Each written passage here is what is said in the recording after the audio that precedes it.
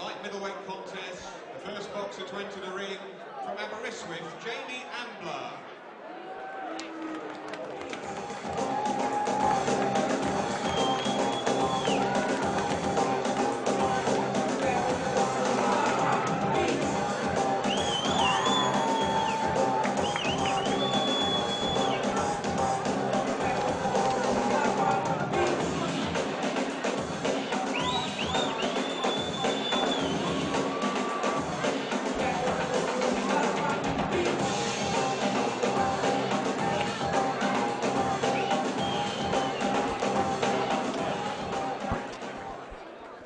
Jamie's opponent in the ring tonight hails from Bristol. He's a crowd favourite here at the Marriott. Please greet Danny Gwilym.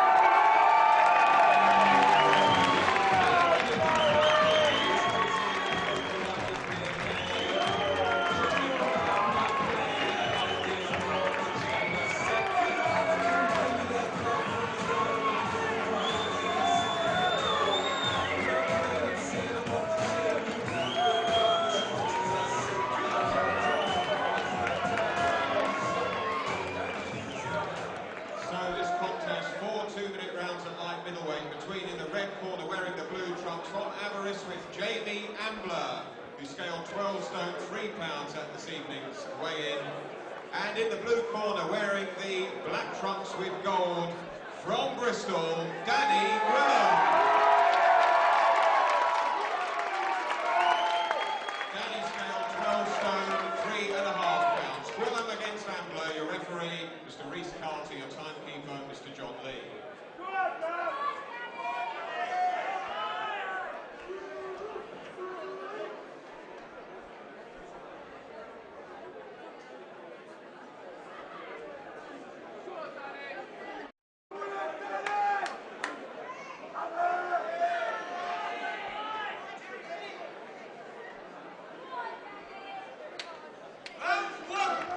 So fight 3 on tonight's card, the light middleweight contest between Bristol's Danny Gwilym and Jamie Ambler from Aberystwyth in Wales. Another Bristol versus Wales contest for you.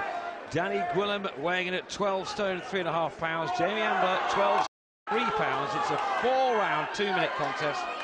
And already we could say, Glenn, noticeably, the difference in the height and the punch that these two have got. Absolutely. I mean, Danny coming off of a great win in his last fight, knocking the guy out. He knocked out Joe Walton, I think, in the 5th round of his last fight. I think it was fair to say that he tucked behind on points at that point, at that stage of the fight. But we can see, like, as you say, quite a considerable amount of size difference in height. But the punch certainly looks in favour. The punch power certainly looks in favour of Danny Gwilym at this moment in time. Yeah, you expect to see two completely different fighters. It's I was going to say a bulldog fighting a greyhound or something. That probably is slightly unfair, but Danny certainly is much shorter, 5'7", to the 6'2" Jamie Ambler. But he certainly, as you can see there, packs a punch. Absolutely, he's marching forward. Two totally different styles you'd expect then from these two. One going with the reach, the other just all looks Danny. A lot of power behind him. A great left hook then from Danny Gwilym. What a start from him. He's another Bristol lad, so again the one with all the support behind him this evening, and has made a very impressive start here. Absolutely. Looks so strong. Looks really, really powerful. He does. I wouldn't want to meet him in a dark alley anyway. 7 wins so far from his 16 fights, having lost 9. But he's, as Glenn was saying, he's won his last one, which was just a few weeks ago, beating Joel Walton in 5 rounds. That was in Birmingham, and then in Swansea, going into Wales, he also won there as well against Adam Wilcox back in October of last year. And he started off that round with 1 or 2 very impressive hits. Absolutely, certainly taking the first round. Danny certainly in control, and certainly the more powerful out of the two fighters. So what impressed you in that first round, Danny? He done everything he had to do. Obviously, the guy's a much bigger opponent, and he's gonna have the advantage with the jab. But Danny's he's taking that away from him. He's not given he's not given his opponent James Ambler the opportunity to throw that jab. He's coming in close, And basically, that's the way he's got to win this fight. He's got to get in close proximity and stay very, very close to James, which is what he's certainly doing at this moment in time. Danny has been around a long time. When you look at his record, he's made his professional debut way back in 2001, so hasn't had that many fights in his career. They've been well spread out. His 16 fights in something like 8 years of fighting, but this is a lad who's certainly well backed here in his hometown of Bristol. Managed by, supported by Tex Woodward for some time now. He obviously is a fighter he's had a lot of faith in. Absolutely, like you say, his career has been somewhat sporadic over the years. But I spoke to Danny earlier on. He just said, you know, I've just got a genuine love for the sport, and basically just wants to get out of his system. He realises that he's perhaps coming to the end of his career. He's 34 years of age now. He just wants to give it one final go. He's got a genuine love for the sport, and on this performance, he's perhaps made the right decision. He's taken a couple of blows there, though, from his opponent, Jamie Ambler. A couple of good hits to the side of the head.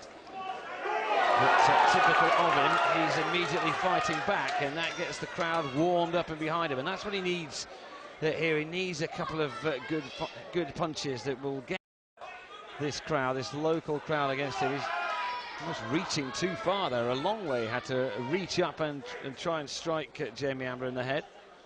He's certainly an entertaining fighter. Ambler's been around a while too, since making his debut back in November 2005. His record, 32 fights, twice as many as Danny Gwilym, winning 5, losing 26. Danny getting caught on the way in, and he's got to be careful. Having said that, he's got him. Swung over and done it extremely well, and that has got everybody up. There is going to be a count. I wondered just for a moment whether he might have just slipped, but was clearly caught. And that is going to encourage Danny Gwilym no end. And he looks like he's got his man here in a bit of trouble, although that's a good comeback straight away. And the bellows about to say might save him. Maybe not. Jamie Ambler fought back extremely well there. Absolutely. Ambler caught Danny fairly good with a good shot, and I'm sure he would have hurt Danny. But Danny met fire with fire, came out of his own shot and ended up putting Ambler on the floor. This is turning into be a very entertaining, good match. Certainly. Just talk us through, if you could, the punch that put him on the floor. It was basically that what he's been throwing all evening is the left hook, and as you say, he throws it with some severe venom, and he caught him on the button, and down Ambler went. But the fight's far from over. Ambler's coming back and looking, you know, he's looking pretty good himself now. Yeah, that was very impressive. I mean, he just got back onto his feet to come back in those last few seconds of that run, and got a couple of good punches in himself. Absolutely, absolutely. Like I said, this fight is far from over, and far from in the bag for Danny. So we have the final round of this contest.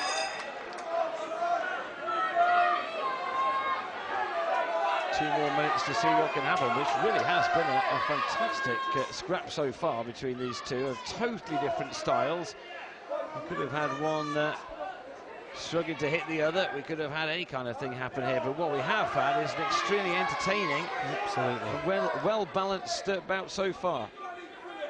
You'd have Gwilym just on top, certainly having knocked his man down going into this fourth and final round. But what does he need to do here in the final 90 seconds? Well, I think more of the only thing he can do, and that's just to keep marching forward and throwing them hooks, and hopefully hope he can catch Ambler. Ambler again, he's just got to keep him away, because when Danny's in close, that's when he's dangerous. In the black shorts, Danny Gwilym, backed by Hatton Promotions, taking on Jamie Ambler in this light middleweight contest. This is the final round, the final minute.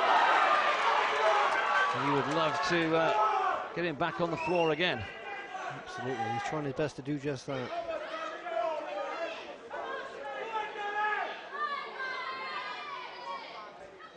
Just evading the long reach and then moving in. That's what he's done throughout the fight. He's done it to good effect so far as Danny Gwilym. Just needs to finish it off in the final few seconds of this contest as he goes in with a lovely right hook and one to the body as well. But what Ambler has done the whole time is fought back well when he has been struck. Absolutely. As he's just shown there with a couple of extremely good punches too. One that really did catch Gwilym. Just another glancing blow too, and this is a fantastic end to what has been a really good, entertaining contest. The Ambler coming back, like I said, meeting firing on all cylinders now. It really is. Threw one of them there. Thankfully for Gwilym, it didn't strike him, but he's throwing everything at him in the final few seconds of this really rip-roaring contest, and has got everyone here in Bristol on his feet. Apologies again, the round's on. There's one more to go. And it should be a really exciting final 2 minutes. Absolutely. Do not blink for this one, because anything can happen. Very exciting fight on behalf of both of them. I was way ahead of myself there. I was getting so carried away with the rounds. I thought they'd already done 4. This is going to be the 4th. And the way they were fighting there, though, the way they were going at each other, you felt like it was like the last round. It could well be, and I'm sure at times both fighters would have wished it would have been. Really entertaining stuff. So what would Tex be saying to this experienced fighter now? I guess there's not too much you can say to Danny Gwilym by now. He'll know it all. Absolutely. You give Ambler any kind of distance, and no doubt you'll be losing the fight. You've got to get it close and get them hooks off. Keep on marching forward and carry on. So this, a close fight going into the final 2 minutes. I've got that right this time. Which way is it going to go? I didn't like to say at this moment in time. I think Gwilym's ahead on points for sure. But Ambler again coming back and meeting fire. Oh, but then he's just. This is a great entertaining fight. It really is. It's had the boxing fans of Bristol on their feet. They wanted to come down here and to see some great entertainment. They wanted to see Ricky Hatton. They wanted to see Floyd Mayweather as well the day before his birthday. I understand he shares that with you, Glenn. Not the 56 bit, I'll hasten to add. Well, if people go home tonight on this fight alone, they've had value for money, because this really is turning out to be a tremendous fight. It really has been. There's another good left hook as well. Strikes the body and threw himself almost off the floor there. He means business. Both of them have gone, as you say, fire with fire. They've enjoying themselves out there, I think. Absolutely. If that shot would have connected, would have put Ambler into next week. And they meet again in the centre of the ring, and they still go hell for leather. That's another good punch by Ambler, who's certainly connected well when he's had the opportunity. Absolutely right. Both having a little and much needed breather. You've rarely seen coming up to 8 minutes of boxing so many punches being laid on each of these two here. They've not been, as you see so often, some hugging in the middle of the ring and taking a bit of a breather. They've gone at each other. Absolutely. Been flat out from the first round. Not a lot of Queensberry rolls taking place, but just a good old-fashioned tear at this one. Absolutely, and it gives you a lovely chance to watch a fight like this as well, which is what these people, as I was saying a few moments ago, come to see, and they're now cheering on their man Danny Gwilym, the local lad, against Aberystwyth Jamie Ambler in the final few seconds of what has been a fantastic contest. And there is the bell, and both razor arms. Rightly, Danny Gwilym gets it, and that has led to a huge roar here at the Marriott in Bristol, unsurprisingly for what was a superb contest. Absolutely first class fight, very entertaining. The crowd would have enjoyed that every second of that. Talk us through one or two of the moments of that final round. Well, Danny Bourne's done exactly what he had to do. And like I say, if he was giving Ambler any kind of space, then Ambler, being the taller guy with the longer jab, was winning the fight. Danny had to press forward, which is what he done, and really instill his power. He was obviously the stronger guy. Just keep marching forward and throwing them hooks and catching through. Scored that contest 38 points to 37 points. Well, it was close. Yeah. I think that was well judged too as well, wasn't it? Because you were saying it going into that final round, it was close, it could go either way, and I guess it could have gone either way. 38-37, and a fantastic advert for this great sport. Absolutely. And like I say, Danny in the last round catching the more scoring shots, throwing the more scoring shots, and obviously catching the judges' eyes with those shots, and obviously taking the win.